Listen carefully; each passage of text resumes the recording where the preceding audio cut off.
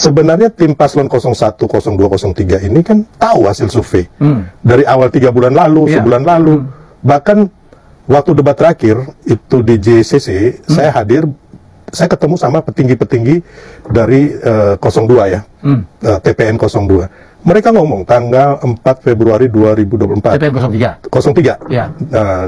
Mereka ngomong ada 3 orang tuh, petingginya langsung. Mereka bilang, bro, kalian hebat, kalian menang. Saya bilang, enggak lah, Pak Ganjar yang menang. Enggak bro, survei kami kalian udah 53%. Jadi sebenarnya mereka tahu. Dan ternyata masyarakat menyambutnya gila-gilaan, Bang Helmi. Jadi udah terasa ya? Iya. Kandang lawan itu? Iya, di kandang lawan, semua bendera merah umpamanya gitu kan. Di tempatnya petingginya mereka, kami datangin, anak-anak kecil keluar. Mereka, kami bagikan susu gratis. Terus ada, ya, jual minyak murah kan, itu kan. Tebus murah, kasih stiker. Itu anak-anak kecil goyang gemoy, ibu-ibu goyang gemoy. Dan menurut saya ini nggak bisa dilawan. Siapapun nggak akan bisa melawan ini. Makanya nggak aneh kalau Prabowo Gibran menang itu tidak aneh. Contoh penjualan baju biru muda. Ya itu katanya udah, itu semua dijual dan orang beli. Nah, itu udah tanda-tanda menurut kami ya.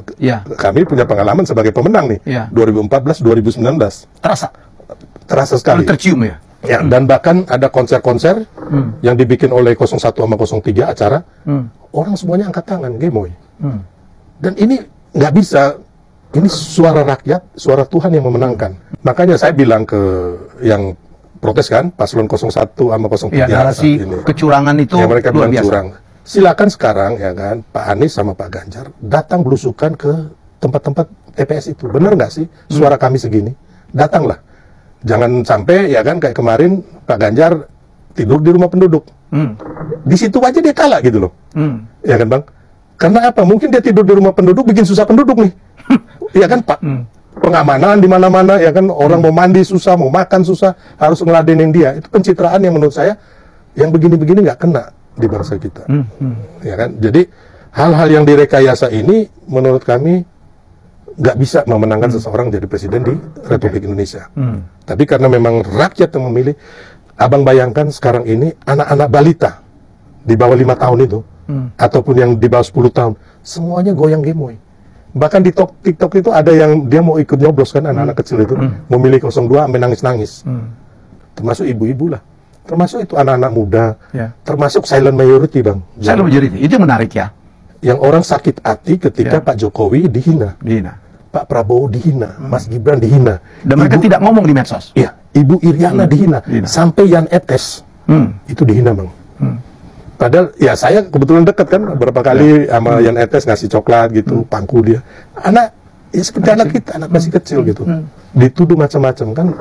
Ini kan gila nih orang-orang pikiran. Tapi hinaan mereka ini akhirnya menambah suara 02. Nah, disinilah kesalahan fatal dari tim Anies Baswedan. Bahwa aneka strategi makronya itu, kampanyenya itu, isu-isunya itu tidak didesain untuk menang, tapi hanya didesain untuk meramaikan saja pemilu presiden yang ada sekarang ini. Tentu saja ini tidak dikerjakan secara sadar. Semua yang bertarung dalam pilpres pasti ingin menang, cuma di situ letak bedanya. Jika itu disusun dengan mata yang tajam, kita akan tahu bahwa walaupun dia begitu keras kerjanya, begitu hebat program-programnya, tapi kerangka makronya sudah ada pada desain yang salah. Pertanyaan pertama, apakah gerangan yang membuat Anies, Ganjar kalah dan Prabowo menang? Itu pertanyaan yang sering didiskusikan. Yang paling penting untuk menjawab ini, justru saya mulai dengan Bobby Fischer. Ini seorang ahli catur, grandmaster, yang dianggap satu dari pemain catur terbesar karena dia begitu ahli dalam strategi. Ini kutipan dari Bobby Fischer. Ia mengatakan bahwa jangan melangkah sebelum yakin, itulah langkah terbaik. Jika salah langkah, membawamu pada kekalahan. ini terjadi dalam permainan catur, tapi juga terjadi dalam pertarungan politik praktis. Memang ada banyak langkah di sana, langkah 1, langkah 2, langkah 3, tapi sebenarnya semua langkah ini dia berhimpun dalam sebuah kerangka strategi makro. Nah, itulah yang paling penting. Sebelum kita bertarung, kita rumuskan dulu strategi makro yang akan menjadi landasan kita dalam melakukan pertarungan pemilu itu.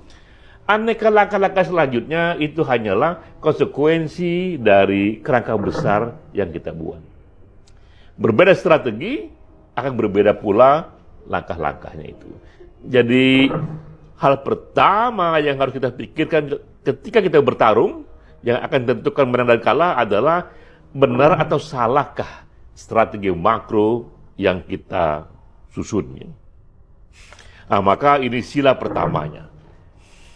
Ketika kita ingin menyusun strategi untuk menang dalam pemilu presiden ini, maka hal pertama yang harus kita baca adalah presiden yang sekarang ini tengah memerintah, apakah ia populer atau tidak populer. Mengapa ini penting? Karena inilah cara yang paling simple, cara yang paling mudah untuk kita tahu public mood, untuk kita tahu bagaimana ini opini dan perasaan majority pemilih yang nantinya akan memilih juga capres-capres yang bertarung itu. Dengan cara mengetahui bagaimana mereka menilai presiden yang kini sedang berkuasa, yang saat itu adalah Jokowi. Nah, ini datanya bahwa approval rating Jokowi yang dinilai dari berbagai lembaga survei itu tinggi sekali, minta ampun populernya 75 sampai 82%. Fakta ini haruslah menjadi dasar pertama untuk kita menyusun strategi makro tadi. Maka kita pun sampai pada inilah prinsipnya, jika presiden yang sedang berkuasa itu sangat populer, maka strategi makro kita susun agar capres kita ini terasosiasi sangat kuat sekali dengan presiden itu.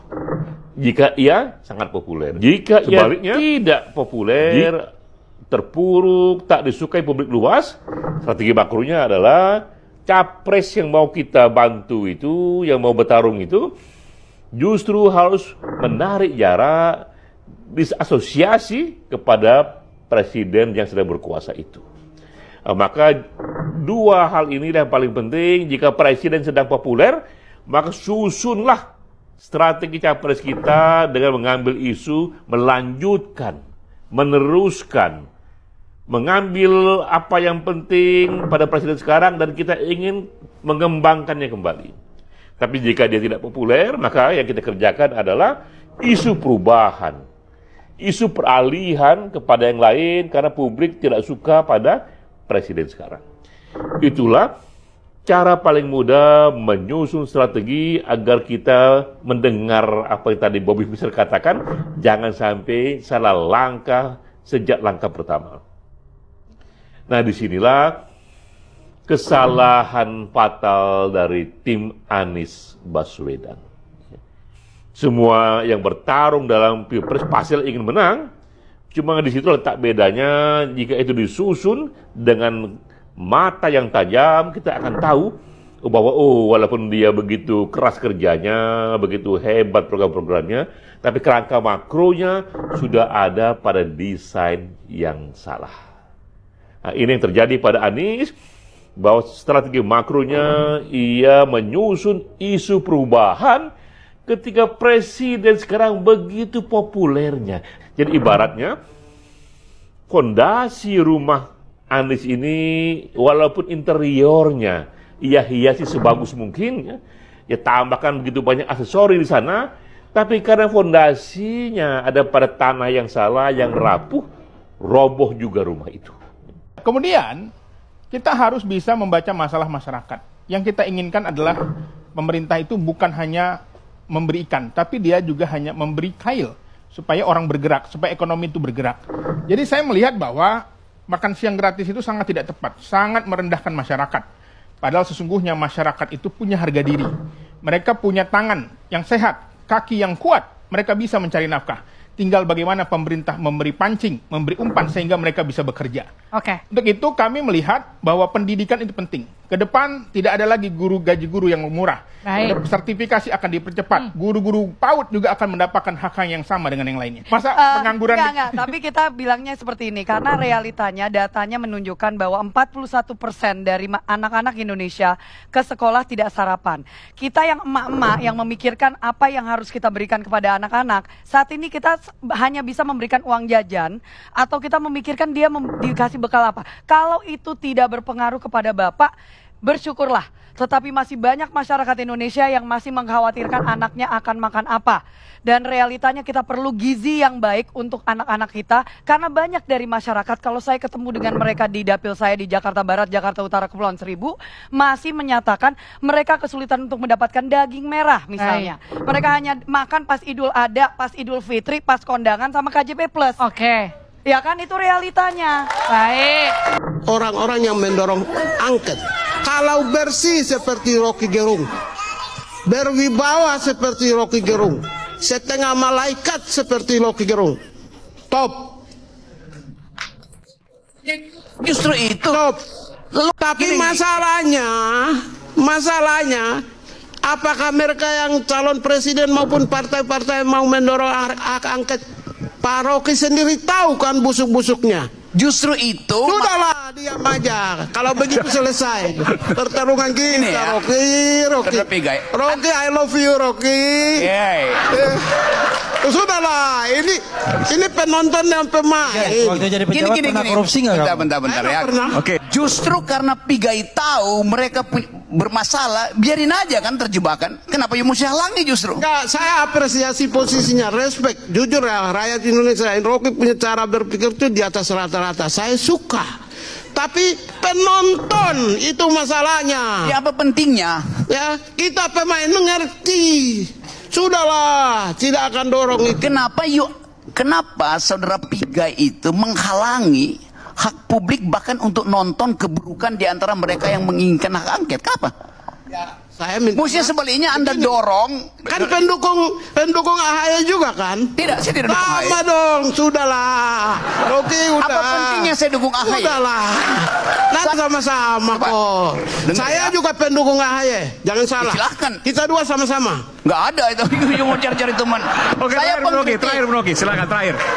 Saya terus mengkritik 02, mengkritik. Ya. Bukan sekedar AHY yang saya kritik, SBY saya kritik. Itu warna bajunya aja sama, Bang Rocky dengan saya. Ya saya nggak tahu warna baju Anda sama dengan warna otakmu. Saya nggak peduli itu kan.